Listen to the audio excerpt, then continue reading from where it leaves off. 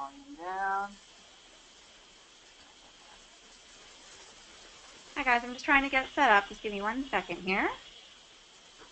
Yeah, because, hold on, where is it? Because I kept on seeing it everywhere. I'm like, oh, I could see all our clients sharing it, right?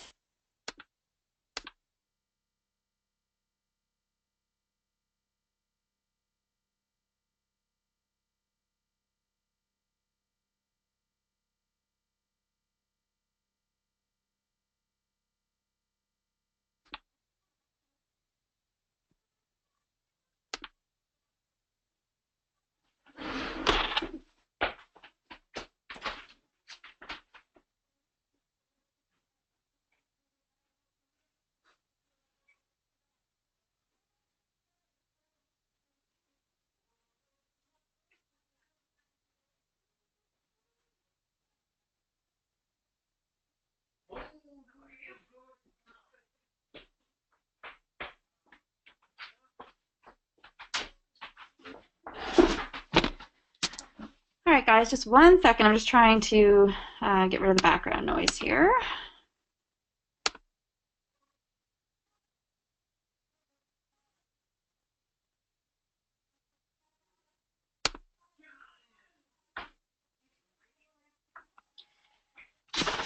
Are you good? Uh-huh.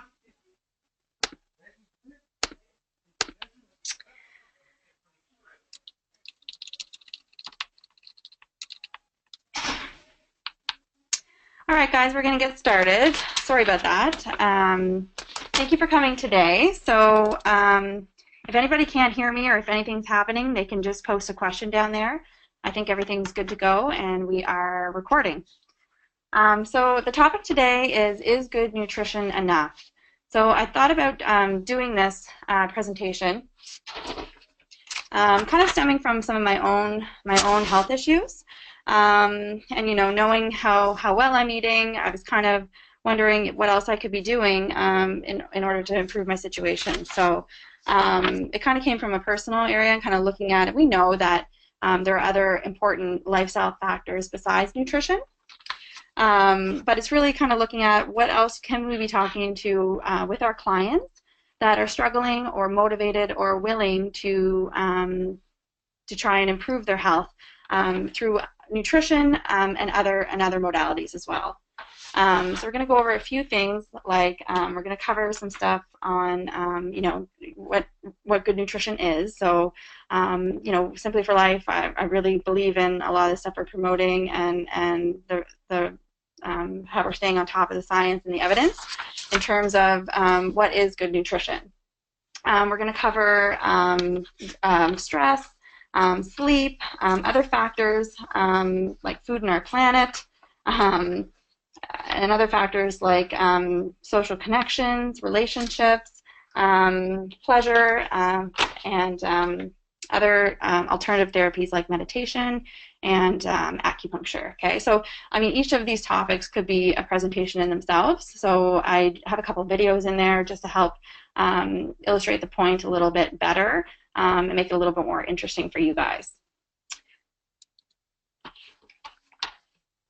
Just trying to, just 1 sec, guys. I just need to get rid of this screen. It's in my way.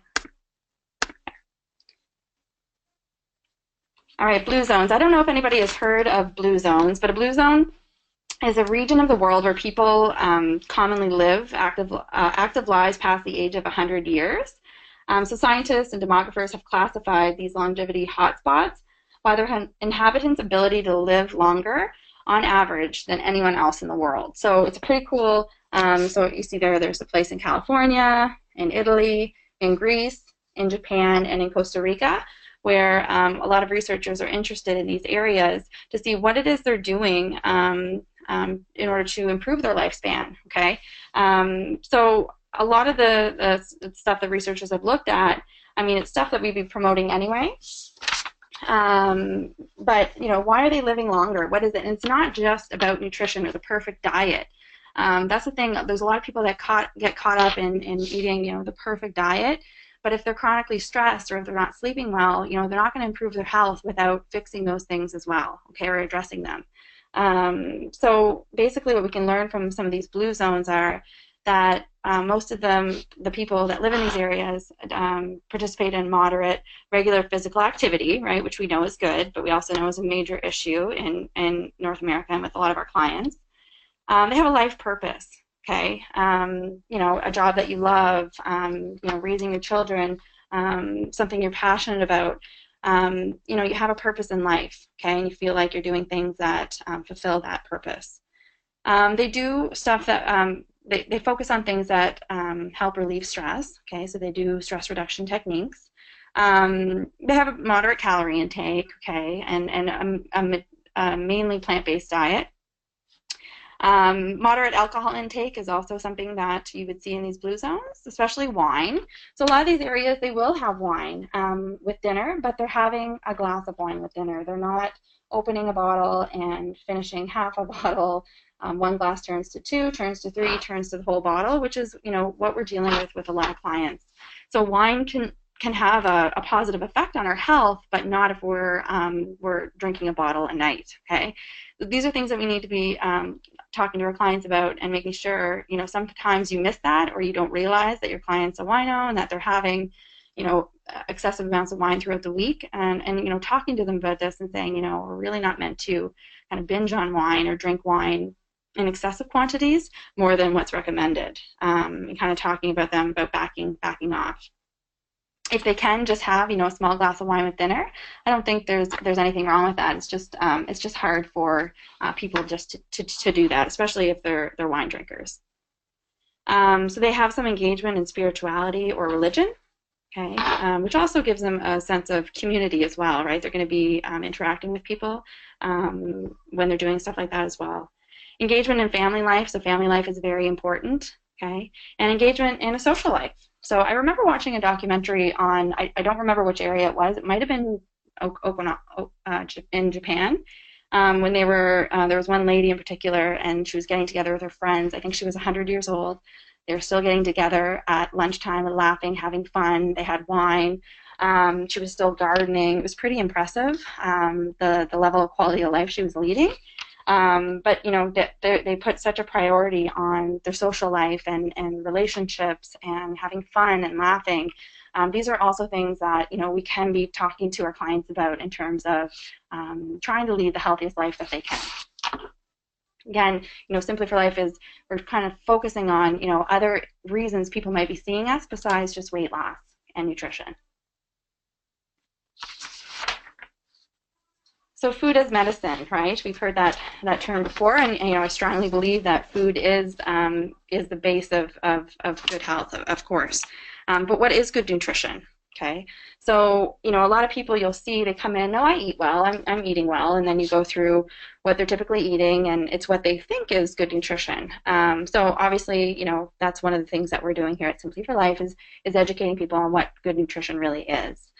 In terms of food as medicine, you know, quality really does matter. You know, there are some people that might not be able to afford certain things, or they have budget constraints, you know, and we understand that, but, you know, the majority of people coming in should be able to do some of these things, or at least purchase some stuff that is a little bit higher in quality. You know, when I think of quality, I think of going to, you know, McDonald's and getting a salad, or people who are doing a lot of pre-made salads or bagged lettuce, or I just think of that being kind of poorer quality than maybe getting like a local lettuce from a market, or you know, growing their own food. In terms of quality and nutrition, quality does matter in terms of what you're getting for nutrition, and even for taste and pleasure, I guess, because it's a little more enjoyable. Grass-fed and pastured meat, okay? So we know that, you know, a lot of our clients are still maybe not doing that, or not on board with it, or maybe we're not talking to them about it enough. I usually tell my clients, you know, I give them the spiel about it. I talk to them about it, and why I think it's important. But I let them know it doesn't have to be something you do. If you can even start purchasing a little bit of grass-fed meat, even like your beef, I'll at least give them the information and tell them about it. And it's really up to them whether or not they decide to do that, and that's perfectly okay. It's just making sure we're educating people about grass-fed and pastured meat and why we're recommending it. The main thing is, the antibiotics in the meat. This is a big issue right now. It's a big concern. There's a big concern over antibiotic resistance. Health Canada has an action plan in place to try and reduce antibiotics in our food supply. A lot of farms are still putting antibiotics in the food preventatively, so that before animals even get sick, they're getting antibiotics in their system to prevent them from getting sick, as opposed to treating them with an antibiotic when they are sick. So we wouldn't want to do that, in human health. We wouldn't want to be on an antibiotic at all times, trying to make sure we don't get sick, and we really don't want our animals doing that either, because we're going to be eating that, and that is a big issue, and that's one of the concerns with antibiotic resistance that they're actually talking about a lot in the news right now. Organic, local, pesticide-free. Okay, so again, organic for the Dirty Dozen. I'm going to show you a little video here in a second on the use of pesticides. It talks about that a little bit. The fact is, we want to be reducing this load. It does have an impact on our health. Genetically modified foods. My big issue with those things are the fact that they're able to spray more pesticides on our fruits and vegetables because they've genetically modified them to tolerate that. Okay, it's not that science is saying necessarily that they're worse for you in terms of what they're doing with the technology. It's more so my big thing is the fact that you can now spray them better, and we're decreasing seed variety in our food supply. I think those are two major issues that we should be concerned about. So eating in a way that's in harmony with your genetic programming. So it's kind of getting back to basics, right? Eating real food, the way our hunter-gatherer ancestors ate in a modern world, right? We're not going to be obviously doing everything that people used to eat, and it doesn't mean that that's the only way or the most nutritious way to eat, but it is interesting to look at that and just looking at getting back to basics and away from a lot of the processed food, okay? Getting people to cook at home more often, teaching kids to learn how to cook, using those skills so that they can grow up and they're not eating from a package. Weston A. Price is a great resource to look at. I'm going to be going to that conference in about, I guess it's 2 weeks now, so it's coming up. And I'll be posting kind of live updates every day for you guys to kind of let you know what's going on there, some of the things I'm learning. But the big thing is, nutritious food versus nutrient-dense foods. Okay, so nutrient-dense foods have nourished generations of healthy people worldwide. Some of the diets of primitive and non-industrialized people, this is a really cool area to look at. If you guys there are a lot of researchers doing this, just to learn a little bit more about nutrition, okay? So the diets of non-industrialized people contain no refined or denatured foods like refined sugar or corn syrup, white flour, pasteurized milk, skim or low fat, refined or hydrogenated vegetable oils, artificial vitamins, toxic additives, colorings, even protein powders. There's a lot of poor quality protein powders available. They had, diets that had a high food enzyme content from the raw dairy products, raw meat and fish, raw honey. So a lot of our food is now pasteurized, and it's kind of destroying some of the nutritional content and nutrient density of that food. Traditional diets contained, nearly equal amounts of omega-6 and omega-3. Now that ratio is extremely skewed in favor of omega-6 fatty acids. All primitive diets, contain some salt. So, if we're not eating processed food or restaurant food, adding some salt to our food is good, because our body needs a certain amount in order to function properly. Okay, and they, traditional cultures made provisions for health of future generations by providing special nutrient-rich foods for parents-to-be, pregnant women, and growing children. Children used to be given cod liver oil. I remember people saying they used to be given some of that stuff. There's traditional cultures where they make certain teas for women that are pregnant. We don't focus on that stuff, quite as much in North America. So in order to be food food as medicine, we really have to look at the quality, what's in it. Just eating pre-made salads and takeout salads and foods that appear to be healthy but really aren't. The quality does matter, okay, and what we're putting in our body in terms of the ability that it's going to have on healing our body. So I'm going to look at this. Okay, guys, I hate beef liver. I hate liver, but when you're looking at nutrient density, and I think a lot of people are on board. I only have a small number of clients that actually like liver. Organ meats are actually super nutritious if you're going to break down the nutritional content. Even beef liver compared to beef, compared to kale and blueberries is kind of a comparison. That's not saying that, all you have to eat is beef liver. It's just, beef liver is almost like a multivitamin, especially for the B vitamins and vitamin B12. It's an excellent source. And iron, vitamin D, which is not something that you see a lot of in food. How many Canadians are vitamin D deficient? We're putting vitamin D in food supply because of it, but this is vitamin D occurring in its natural state.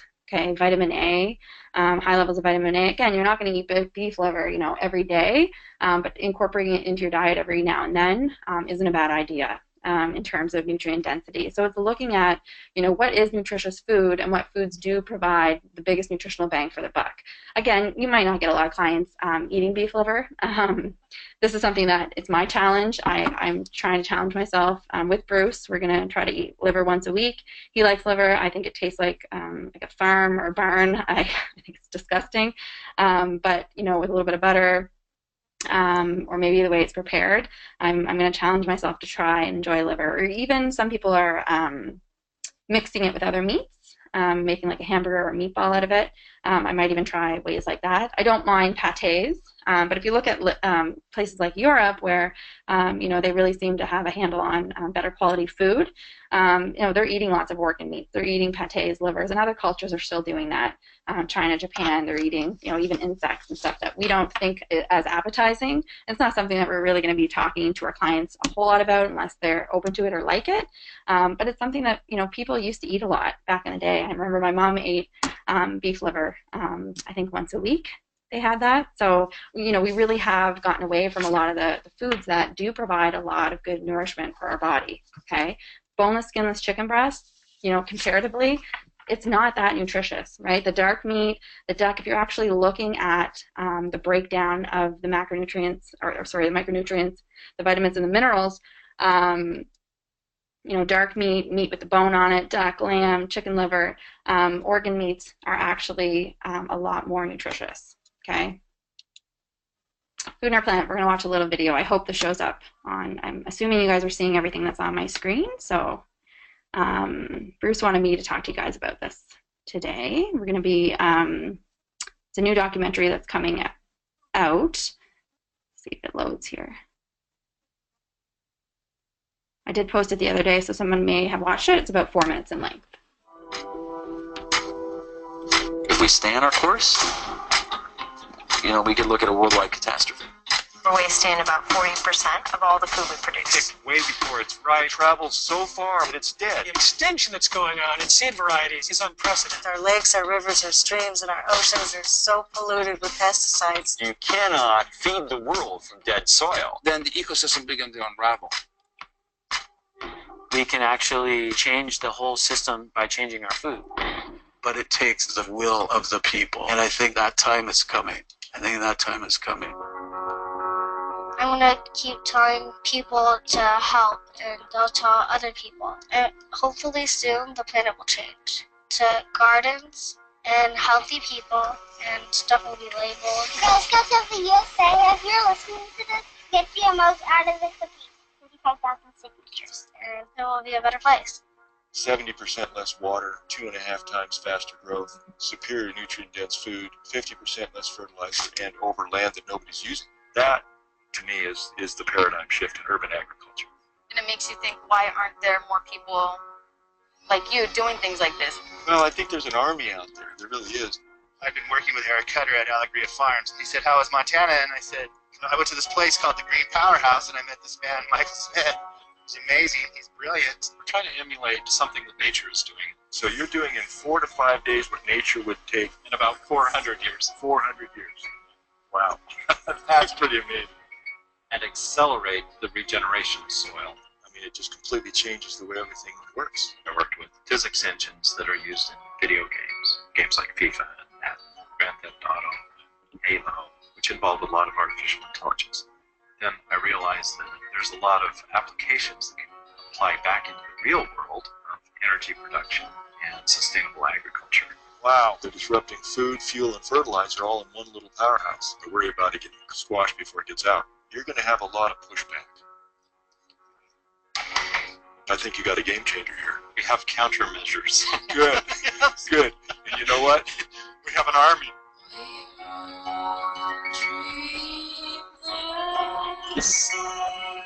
Enough about problems. People are burnt out. They need solutions. Not one single solution that's going to solve every problem, but many, many small solutions that collectively will actually lead to a societal shift. My dad is a recovering addict. We didn't talk for years after February when he can leave the house and do certain things. Bring him to the farm and let him see it. And I can't do nothing but class with this. You go for your degree and you want to work like this here, but it's a bigger picture, it's a bigger focus. Yeah, so Sierra's great. That's just one person. I mean, I've seen it with everybody in the class. Another piece of land right here. There's another one on that corner. I see the potential in this. So it's pretty obvious, even in the fraternity room, that if we could take what Jamie built, put some technology in it to make it easier to operate and to understand, and make it beautiful, then everybody could grow a significant amount of food right in their own home. There isn't really a lot of thought that goes into how we're going to have a more sustainable form of food energy, the energy that actually powers the human race. We're going to take principles that we observed in nature and we're going to apply them to everything. Growing food is not the hard part of the sustainable future. That's what is important about focusing on solutions, because we only have time for that. If we envision a really beautiful future, we'll be creating the opportunities for that to occur. I say, call the fire department, it's a structure fire. I can't say, if there was anybody involved. I'm a little suspicious. We have to keep going. We have to keep pushing forward. We need to stop playing games and start saving the planet.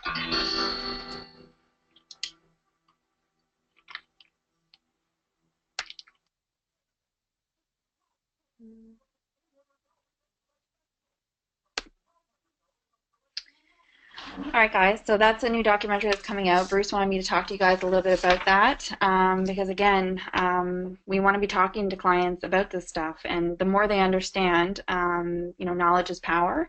So I'm showing clients, I'm trying to share it and get them educated on, what a sustainable food supply looks like and how, our food choices or even our agricultural practices are affecting our planet. So I admit I have a lot to learn in this area, but I find this fascinating, and I think it's the fact that our soil is our topsoil.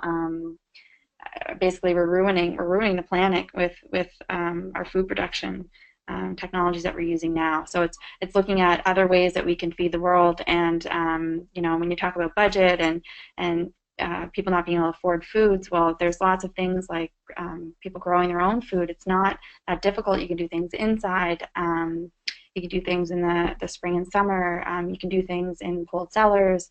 There's a lot of things that people can be doing. It's just an area that needs a whole lot more attention to. So if people are naturally getting more invested in this, they're naturally going to be eating better, and again, better quality food with a higher nutrient content, because it's not being transported long distances over a long period of time or being picked too early.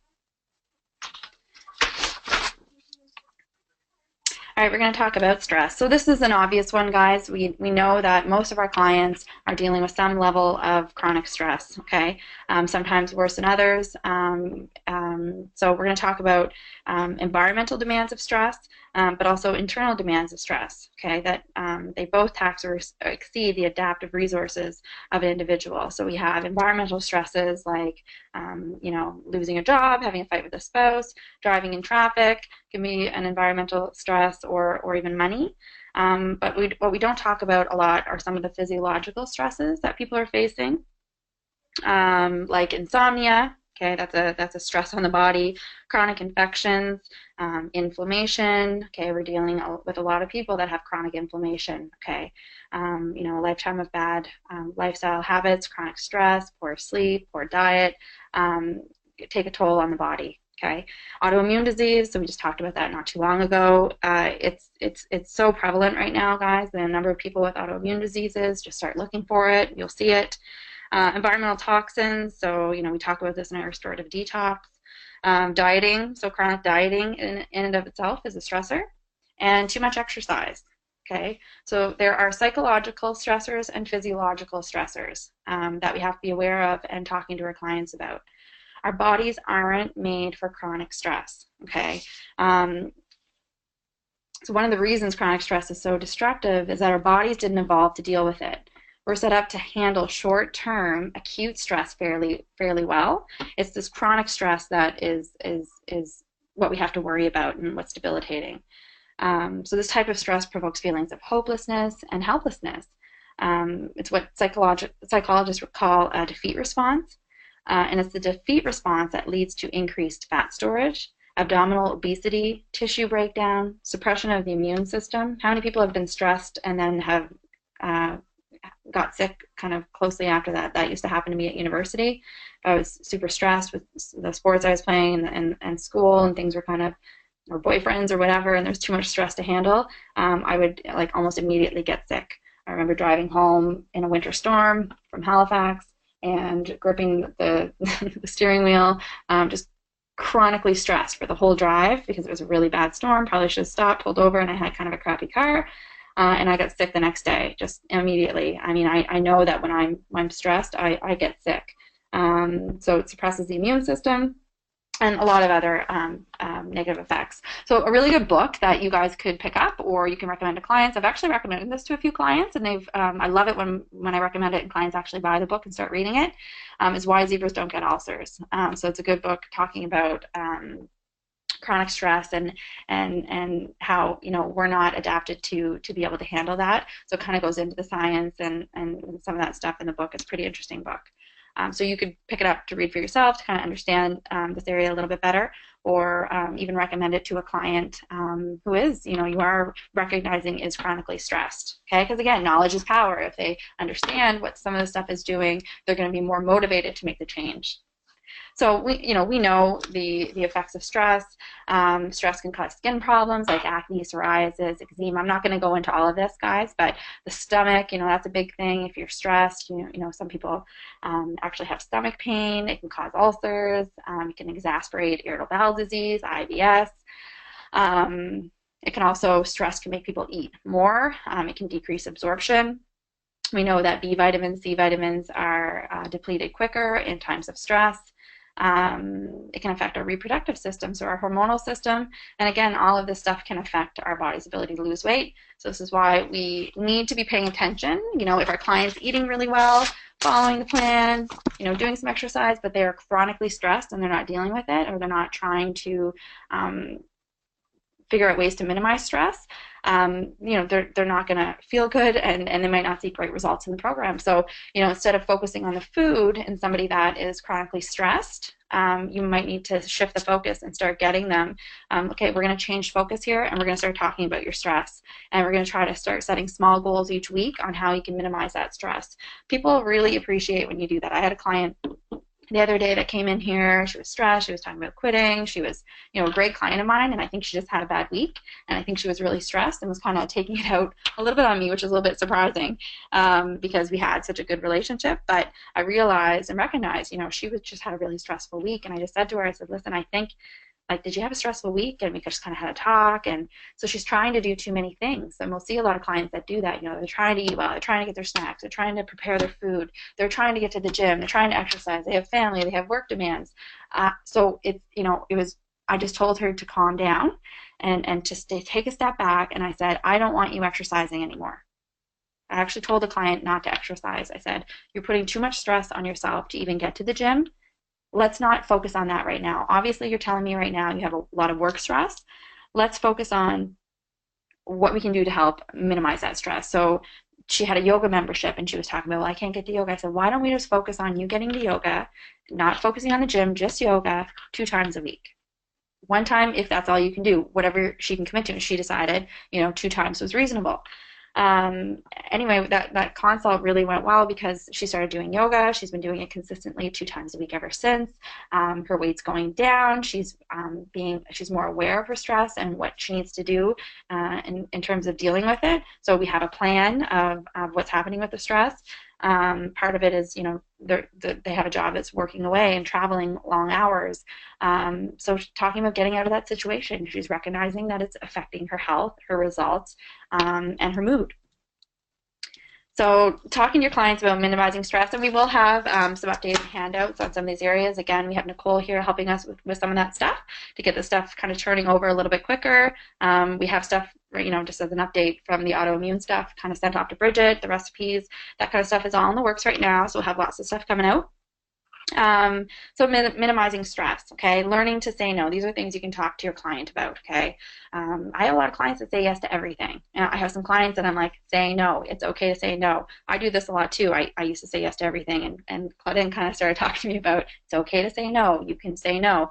So I am now. If I think, I don't want to do a presentation, not these ones, but maybe somewhere else, I'm saying, you know what? I don't want to do it right now. It's just kind of like an added stress that I don't want right now. Avoid people who stress you out. This is a hard one to do, but something that's really important. There are people that are negative that could stress you out because of their attitude or how they treat you. You might want to put some distance between, and this could be a family member too. Either talk to them, be open and honest, have an honest discussion, or avoid people that are stressing you out. I had a client the other day that said there's people at her work right now that are crying, she just said she's an energy sucker, and she's just so stressed from their stress, and she just can't stand being around the people that are kind of bringing her down. So I said, well, what are you going to do about it? How are you going to work in an environment like that if that's how it's making you feel? So she's coming up with a plan to try and get her own office, kind of be away from some of this stuff so she doesn't have to be around it all the time. Okay, turning off the news.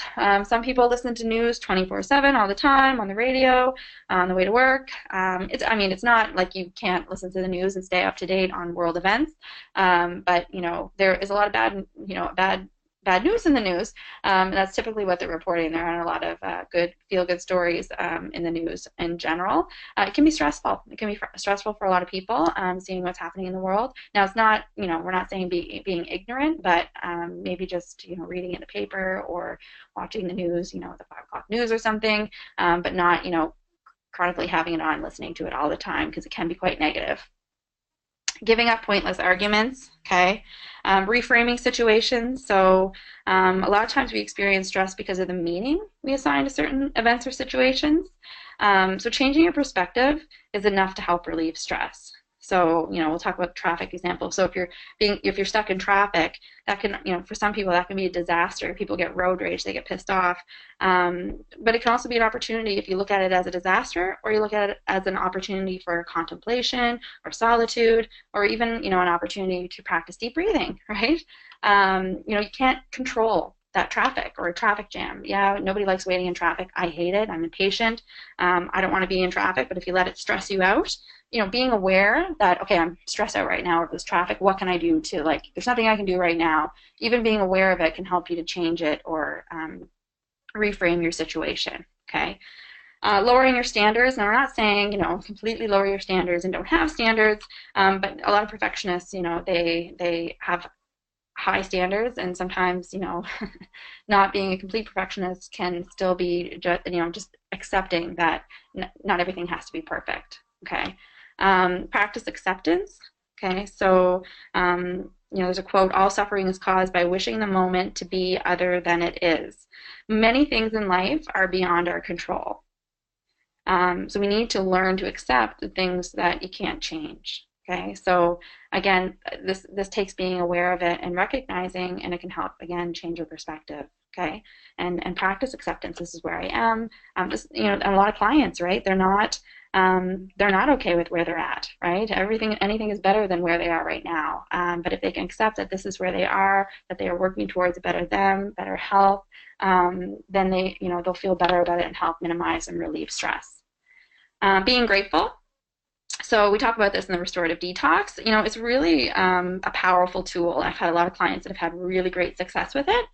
Some people, no, I don't want to journal. I'm not into that. Whatever, that's fine. We're there to offer suggestions, right? If that's not something they want to do, maybe we can talk about another way to minimize stress. There's so many. I could do a whole presentation on the ways you can minimize stress. But it's kind of identifying just something that a client is. Again, you want to ask them, are you actually going to do this? I'm suggesting things, but what's something that you think that you're going to be able to maybe start to implement or work on? If they don't think they can do it, there's no point in talking about it or trying to get them to do it if they don't think they can commit to it. But simply focusing your focus from what is not okay or not enough to what you're grateful for or appreciative of can completely change your perspective and help relieve stress. Okay, so even if life is tough, you have a lot of clients coming in, they're going through tough life situations. Talk to them about some of this stuff. What are you grateful for? Can you focus on some of the positive things? I know, there's bad things that can happen, but bad things are going to happen again, right? We're all going to experience bad things in our life, and it's having these techniques that we can use to help, develop some resilience and help to manage stress a little bit better. Cultivating empathy. So when you're in a conflict with another person, making an effort to connect with their feelings or needs. If you understand where he or she is coming from, you'll be less likely to react and take it personally. And managing time. Okay, so you can talk to clients about, their time management skills. And we do have, I believe, some time management handouts. Again, maybe we'll post some stuff up once these handouts are all done. Sleep. This is one of the most important things that I think we're really missing the boat on in terms of talking to our clients about. I have conversations with clients about sleep, but I'm really probably not driving home the importance of sleep to a lot of people. So if you look at some of the stats, and I was looking at some of the stats last week, Canadians have not made sleep a top priority. Okay, they value sleep. People like to sleep. They want to sleep. They know they need sleep. They have positive sleep habit knowledge, so they know that sleep is good for them, but they may be less concerned about long-term implications and are challenged to make meaningful changes. Okay, so I have a lot of clients that are aware of their poor sleep habits, and I'm trying to do things like, okay, let's set a bedtime. Are you having screen time? Let's start a routine before bed, and just asking them to do one small thing at a time. Taking a hot bath before bed, maybe drinking a tea that's calming, no cell phone in the bedroom. We're going to go over some of this stuff, but this is an area that, again, we can focus our consults on. If somebody's not sleeping, there's going to be a lot of issues going on. I can't stress how important this is. So Canadians can identify the main culprits of sleep loss, including working too much, stress and social media. How many people are up on Facebook, up on their phones in the bed at night? I'm guilty of it. I'm sure we all are. But these are things that if we're aware of, we can start to work on and start to change when we recognize the negative impacts it does have on our sleep. All of these things are under our control, right? But sometimes Canadians are having difficulty taking the steps to change these factors, and this is where we can help. So there are serious longer-term health effects, and a lot of Canadians, they're not necessarily aware of the serious longer-term health effects, okay? So increased risk of stroke, heart disease, diabetes, obesity, and depression. We're also dealing with people that are doing, shift work, too, which is a big thing. So here are some of the I'm not going to go over again all of these things, but the consequence of chronic sleep deprivation, it's seriously, guys, it's nothing short of catastrophic. I can't stress enough, and there's a lot of research. Again, we're right now we're a living experiment of a sleep deprived nation, essentially. So the sleep-wake cycle, which is an important part of the 24-hour biological clock, which is known as the circadian rhythm, affects nearly every aspect of human physiology, including brainwave patterns, hormone production, cell regulation, immune function, and metabolism. Okay, why is this important for our clients? Because we're dealing with weight loss. Studies suggest that the circadian cycle controls 10 to 15% of our genes. Okay, this may help explain why disruption of sleep-wake cycles is associated with numerous health issues like depression, obesity, memory loss, type 2 diabetes, and cardiovascular disease, as well as increased risk of death. Sleep is not optional. It's crucial to the proper function of every system in the body, and we can't escape the consequence of getting too little of it. Getting your clients to improve the quality, duration, and timing of their sleep is one of the most powerful interventions you can make to help improve their sleep. So this is something that, and clients will be very appreciative of it. They're working towards something. They're focusing on a goal. They're, hopefully setting a small goal that they're going to be able to do, and they're coming in feeling good about it. They're changing something, right? You're not going to just change someone's sleep habits, overnight. This is something that, let's work on one small thing at a time, and those small things are going to add up to, maybe a better quality sleep, better duration of sleep, and maybe, sleeping a little bit longer, right? So some of the, we know some of the threats to our sleep right now, some of the modern threats to sleep. So light pollution.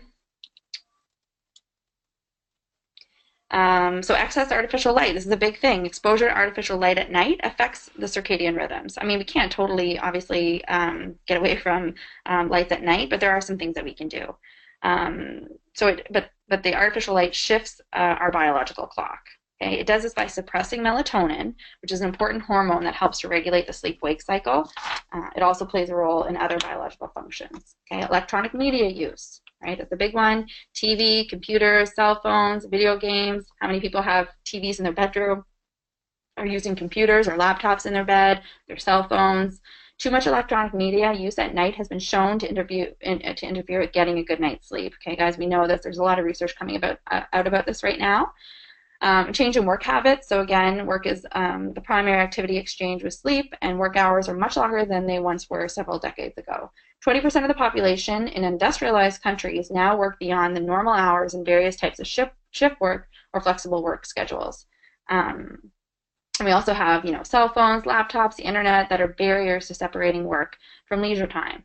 Okay, so a lot of people are working on vacation, or some people aren't even taking vacation. Okay, other aspects that affect sleep are physical inactivity, excess alcohol consumption. There's a lot of clients that are binge drinking on the weekend. Okay, they might avoid alcohol through the week, but Friday, Saturday night, they're having drinks, and that does affect sleep. Sometimes they're staying up later. I have clients saying they're going to bed at 2 in the morning, 3 in the morning, and then I'm sure they're not feeling good on Monday, right? If you're not getting to bed at a reasonable time.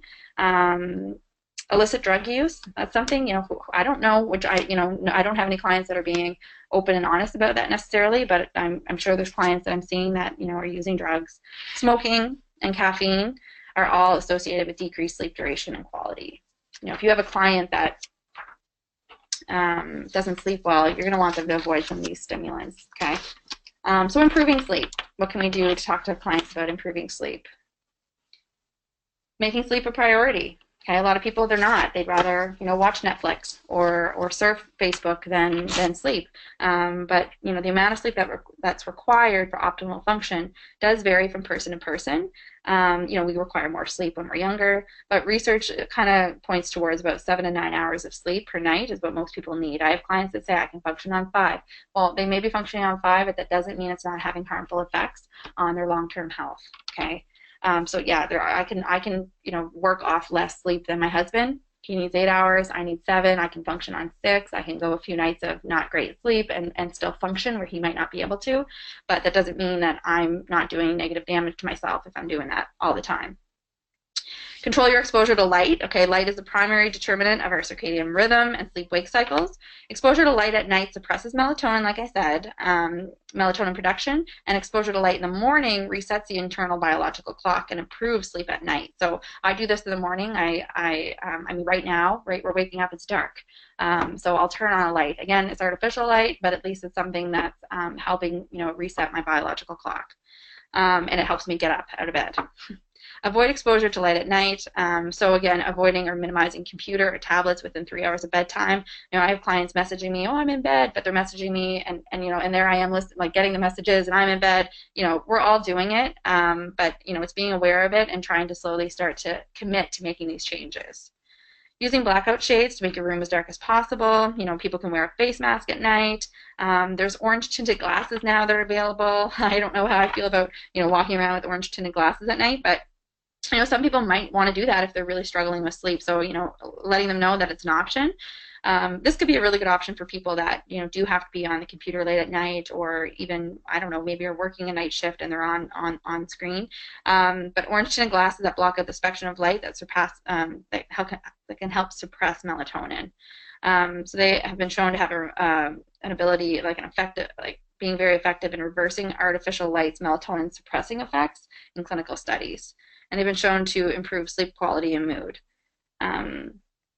So people put them on when the sun goes down until you go to bed. So it's kind of keeping out, you know, if you're on your laptop, if you're on your cell phone, if you can't give up the computer, the TV, the cell phone, within 3 hours of bedtime, these can be helpful at blocking out that light that's going to affect melatonin production and your circadian rhythm.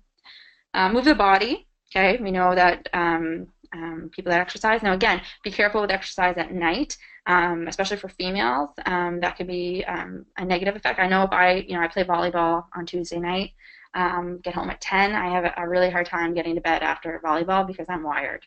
Or ball hockey, any kind of sport at night. I mean, I'm still gonna go and play the sport, but you know, it does affect the timing of your exercise. You know, will affect most of my workouts are in the morning, and I just do that one night a week where, you know, I do have a little bit harder time getting to bed because I am exercising at night. But it can be an important thing to talk to. If someone's really struggling to fall asleep, they might need to change when they're working out. And the earlier you get up to work out, you know, you do tend to get tired, and you can retrain your body to get to bed a little bit earlier. Optimize sleep nutrition. Okay, so some people sleep better, and it's something we can talk about to clients. Some people sleep better after eating only a light dinner. Some do better with an evening snack, especially if you're hypoglycemic. Definitely, what we know for sure is it's best not to go to bed overly full, and it's not good to go to bed hungry. So the whole nighttime snack thing, you know, clients, well, if I don't want my snack, do I have to have it? I said, you know, if you're hungry, eat your snack. If you're not hungry, it's not the end of the world.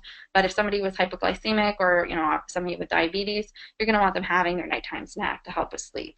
You can actually wake up with a low blood sugar, sweating and shaking in the middle of the night, which would obviously affect your sleep and sleep quality and duration. Some people may need a little carbohydrate at bedtime, so maybe a piece of fruit with a little nut butter, which will help supply some carbs and fat that will help stabilize blood sugar and curb hunger. So creating an environment conducive to sleeping. You can talk to your clients about this. Using a bedroom for sleep and sex only, so no phones, TV, and books. Books that are too gripping that they keep you up at night. I've been known to do that. Reading books that you can't stop turning the page, and then sometimes there's books where, you know, they make me fall asleep. Those are the ones you probably want to be reading at night. Invest in good bed and pillows. You know, I love my bed. My bed's comfy. We love our bed, and I think it makes a big difference. Control the temperature. Most people sleep better in a slightly cool room. I can't sleep with a really, really warm room. It drives me crazy. And, you know, this is true for most people. Obviously, you don't want to be freezing cold. You want to have, you know, like a slightly cool room. Avoid emotionally upsetting conversations at night. This is not the time to get in a fight with your spouse, or, you know, talk to a family member on the phone, because, you know, just that upsetting conversation is going to keep you up and prevent you from getting to sleep. Using an aromatherapy is something that's really nice. I do that, and I use like a sleepy, it's a sleep one, I can't remember, I got it here, something that's supposed to help kind of just relax you and kind of set the mood in the bedroom to help you get to sleep a little bit easier, or just relax you. Reduce the noise level. So we do a fan a lot in our bedroom, just have a little bit of white noise. I'm kind of a light sleeper, so having that actually helps me to fall asleep. If it's eerily quiet or too quiet, I find I have a harder time getting to sleep, and this might be true for some of your clients as well.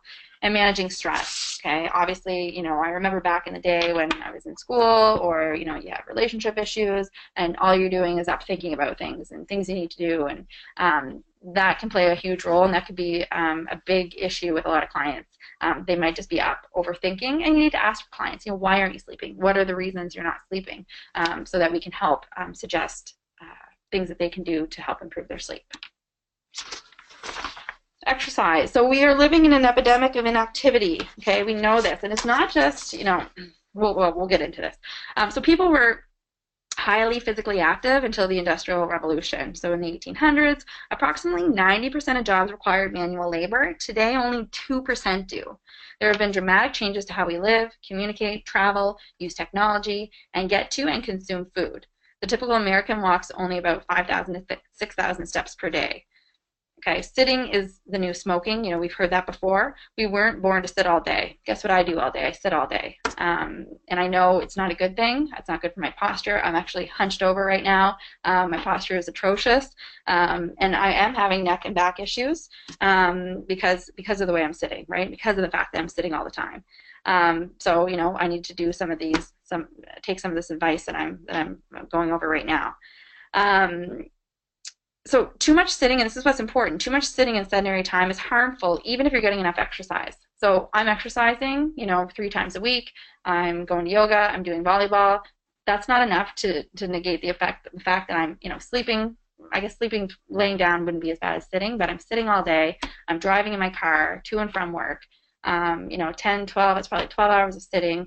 I'm sleeping, I'm not up walking around very, very much. I think when I was looking at steps at work, and I'm sure this is the same for most people, listening right now, that are sitting, talking to clients and in the consultation room, I think maybe I'd hit 3,000 steps at work. So, a Fitbit's not a bad thing to be getting or recommending for a client just to keep track of that and keep them accountable. But, it's still harmful even if you're getting the recommended amount of exercise of 30 minutes of moderate activity per day or whatever it is. You're still at risk for heart disease if you sit for long periods each day. Okay, so a large study involving over 1,000 U.S. adults found that those who sat more than 6 hours per day had up to 40% greater risk of death over the next 15 years than those who sat for less than 3 hours per day, regardless of whether they exercised. Okay. Canadians who reported spending the majority of the day sitting had an increased risk of death compared to those who reported less time sitting. Overtraining. This is a big thing to talk to your clients about as well. I do see clients that are overtraining. Some people overtrain, and exercise is a stressor. Okay, this is what we have to realize. We're not meant to be doing CrossFit style workouts, 5 days a week. Okay, I'm not opposed to somebody doing that, a couple times a week, but 5 times a week of that type of intense training is really tough on the body. Okay, we're not adapted to perform excessive amounts of exercise. And we've seen a large body of growing evidence demonstrate that excessive exercise like marathons, ultra marathons, I'm not saying you can't run a marathon, I'm not saying people can't do that, I'm not saying that. This is just this is just what science is saying about overtraining. Even Olympic athletes, full distance triathlons, very long distance bicycle rides, they're associated with damage to the heart, muscles, and joints. Overtraining has been associated with increased injury, oxidative damage, inflammation, and cognitive decline, as well as decreased immune function, fat metabolism, and cardiovascular health. You can get low iron from training too much. So these are just things to be aware of with clients, and make sure that people are taking rest days. They're recovering. They're not just doing high intensity exercise. They're mixing it up with lower intensity exercise or yoga or walking. They're moving. It's important that they're moving, but we don't want people overtraining. Okay. It does depress the immune system, and it does increase the inflammatory process. So we want to encourage clients to take a day or two a week to give the body time to recover from the stress of exercise. If you're sore and you can't move or sit, take the next day off. Don't work through pain. Okay, listen to your body. Maybe go do some stretching or go for a walk or do a yoga class. But if my body was so sore that I couldn't walk, you wouldn't catch me dead going and exercising the next day, because I just I don't think that's good. So standing and walking slowly increases energy expenditure by 2.5 times. So employees who stand while they work burn up to 75 more calories per day than employees with sedentary jobs. So, I even talked to Claudine about getting a little pedestal or something to do meal plans on. So when I'm doing meal plans, instead of sitting and doing them, I could stand up and do them. Sometimes I go out front and I perch my laptop on the front desk and kind of do them from there, just to get up and just to stand, because we're literally sitting all day. Take standing breaks, so standing up for at least 2 minutes every 30 to 45 minutes, or at least taking the time to get up and stand. Okay, take a brief walk or do some light stretching. Walking, okay, walking more, sitting less, gardening, household chores, all that stuff is also beneficial. I talked about one time doing walking meetings with clients, using the stairs whenever possible, walk or bike to work, do your own chores, get a dog. That was one of the best things my husband and I ever did for walking. We wouldn't be going out for walks morning and night without our dog. We go, about 30 minutes, 20 to 30 minutes in the morning, 20 to 30 minutes at night. It gets us out, and we definitely wouldn't be going for walks without our dog.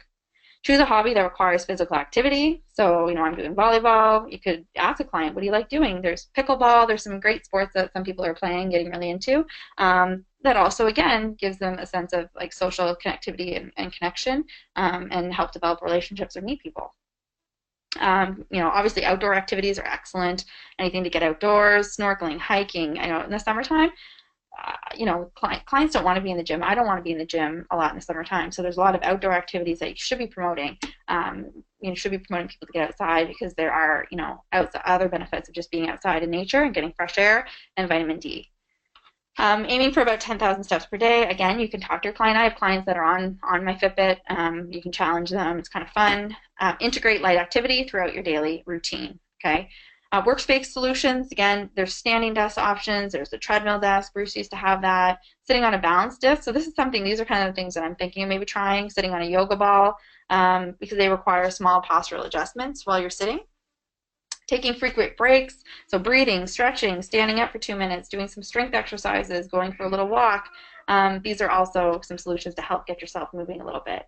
And push yourself. So another, people should be including intense physical activity in addition to standing and walking throughout the week. So we are just more sedentary. We're just sitting too much.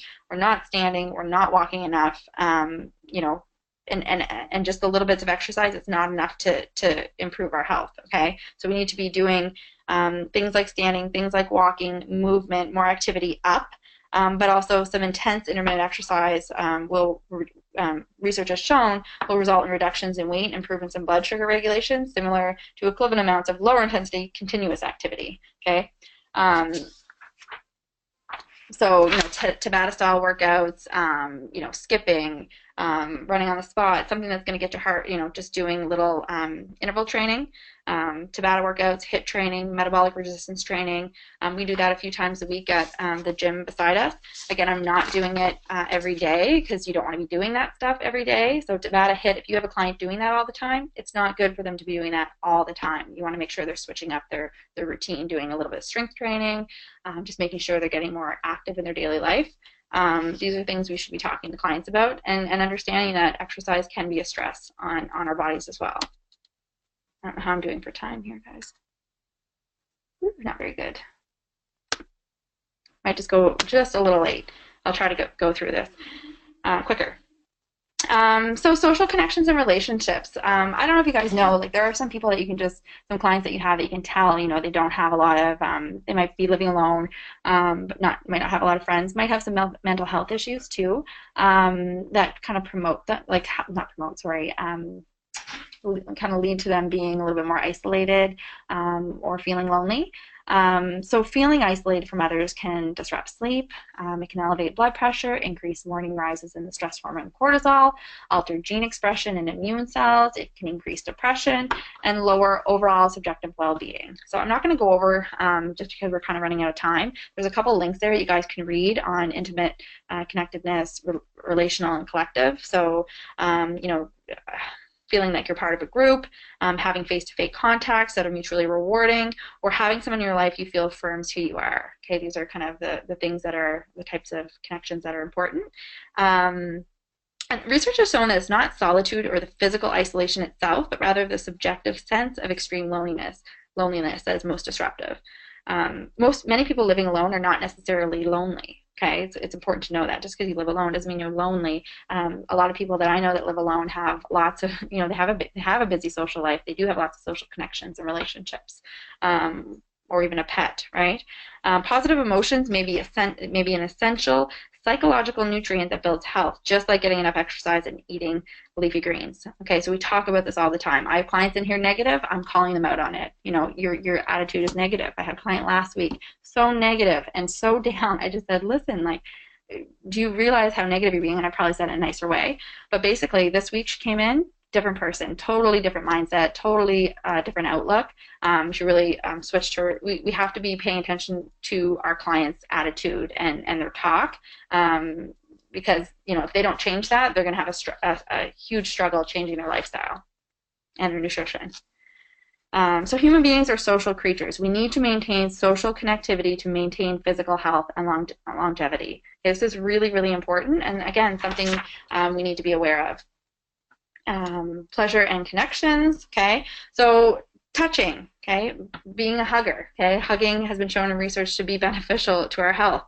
Hug your spouse, your kids, your dog, friends, and those you love and see most. Receive or give a massage, having sex, okay? Releasing more oxytocin than any other form of physical activity. These are things that, you know, some people aren't doing in a relationship, right? But these things do have beneficial effects to health. Am I going to talk to a guy about that? No. Would I talk to a female client about some of this stuff? Maybe. You know, I don't want to get into like extreme details with this, but just the health benefits of it is you know, something that you could touch on. No pun intended. Take a partner yoga class, take a dance class. We're going to be doing a dance class for our Christmas party, and we're going to be learning how to salsa before that. So again, just pleasure, connections, and touching is really important for humans. Intimate relationships, so people are happily married or in committed, and I say happily married because, you know, being in a bad marriage can be a huge stress, or it can have negative effects on your health. But people who are in happy married or committed relationships have lower rates of disease or greater life satisfaction, happiness, mental health, and life expectancy than people that, you know, are unhappily married or single. Emotional support. The emotional support is the theme that's the most important type of social support that will predict our better health. We want someone there that we can talk to, you know, that we can, you know, if you don't have that emotional support, you know, I tell people all the time that it's not a bad idea to seek a professional too, sometimes to kind of discuss some of those things with a non-biased opinion. But we want somebody that we can talk to or share things with, right? It's important for people to have that. So being aware of this with your clients, I know I'm just thinking of one client in particular, but there's other clients. Maybe you're that, you know, you're that relationship. Maybe they're coming here because they love coming to see you, and you're somebody that they can count on, depend on, and see each week. You're a form of physical contact and a connection for them. Be aware of that, because a lot of people, and the people that I see that struggle with this, you know, they have had mental health issues, and they've had a lot of they've had a tough life. They've had things that, you know, they are the way they are for a reason. So, you know, what can I do to help these clients, knowing that, you know, if they're at home on Thanksgiving by themselves, or if they're at home at Christmas, or if they're, you know, on summer break and they're just sitting at home and they're not doing much, you know, maybe encourage them to get out and get involved with the church. Maybe, you know, get them, maybe suggest you know, volunteering, something that's going to help get them some social connections and be around people a little bit more, so that they can develop some intimate relationships. Pets, again, this is something I recommended to this client that I'm thinking of. You know, would you ever have any interest in getting a cat or a dog? You know, and they kind of toyed with the idea and decided, you know, that they were going to volunteer with the SPCA because they didn't want to own a pet, which is perfectly fine. Music, humor. Okay, I'm not going to go over this stuff too much, guys, just because we're out of time. Humor, don't take yourself too seriously, laugh, make jokes, go watch a funny video. You know, laughter is the best medicine, okay? These things can promote pleasure, and you know, I mean, laughing can actually hurt your stomach, right? It's a good core exercise. Volunteering, that's another way that you can make connections and get involved with your community and extracurricular activities. So, you know, asking clients, what do you like to do? Are there things that you like to do outside of work? Maybe you want to join a sports team. Maybe you want to do pickleball. Maybe you want to go swimming. Maybe you want to pick up a hobby. Start hiking, biking, join a gym, right? Where, again, the gym connection, if you're at a group class, I have a lot of clients that are doing, you know, at the gym next door to us, and they're meeting people there, right? And they're having connections and having that social get social time with people. Acupuncture. So I do have, I'm kind of out of time, guys, but I've done acupuncture personally. It's something that if you look into Chinese medicine, it sounds really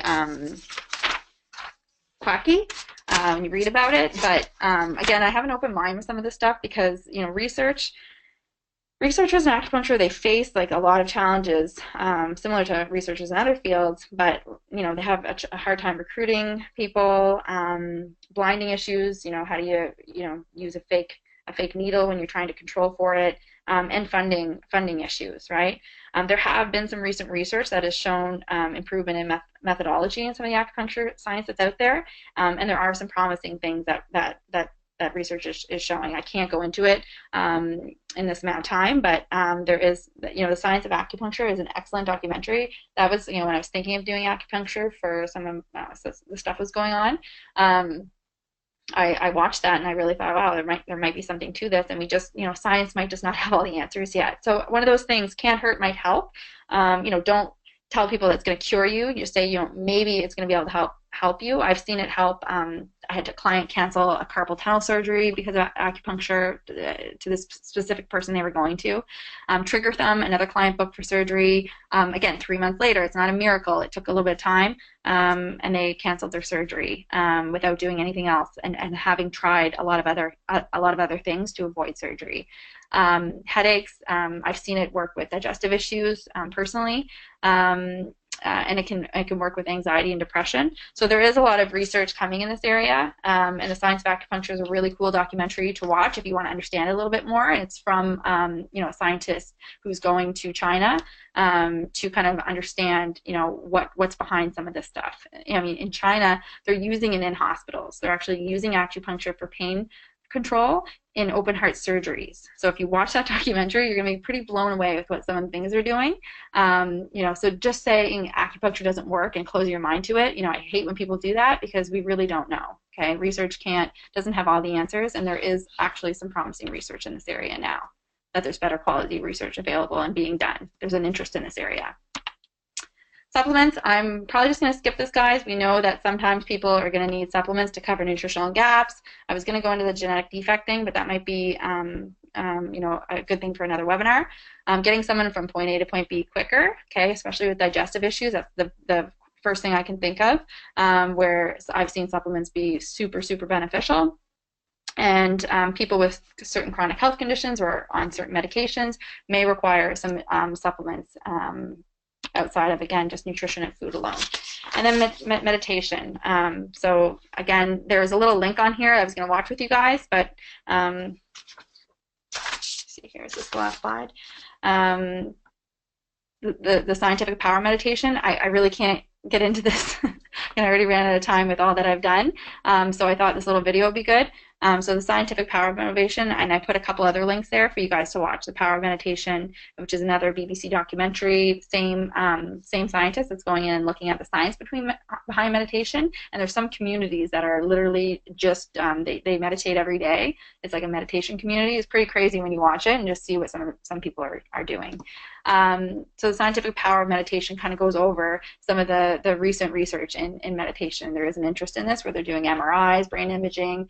So there is some promising stuff in meditation. I've never done meditation. It's something on my list of to-dos and what I'd like to try. And there's a great meditation app there called Headspace that, again, you can recommend clients. A lot of these things, sleep, stress, meditation, check out the apps, check out the things that are available that might help your clients track this stuff. Exercise as well, food, so that they can kind of look at improving some of this stuff. Good nutrition is not the only thing that's going to help improve people's health. We need to be talking about these other factors that can implicate health, the quality of the food that we're eating, the nutrient density, the levels of stress, the sleep, and other maybe alternative therapies they want to try with somebody that maybe you trust. So, you know, with acupuncture, I really believe that somebody that studied traditional Chinese medicine is who I would want to go with. I've had acupuncture with people that didn't do that, and it was just, I wouldn't say it was, I didn't have as good of an experience with it. the Chinese medicine ones that I've been to are it's pretty amazing, actually.